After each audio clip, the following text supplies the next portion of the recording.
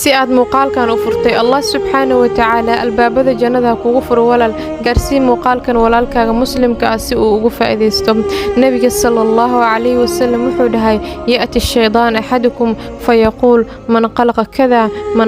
kada حتى يقول من قلق ربك فإذا بلغوا فليستعذ بالله ولينتهي ومعنى هي شيطان أيا من دون متكين أيو يرى النبي صلى الله عليه وسلم وحونك دهيا كان يا أوري كان يا أوري إلا وكده من قلق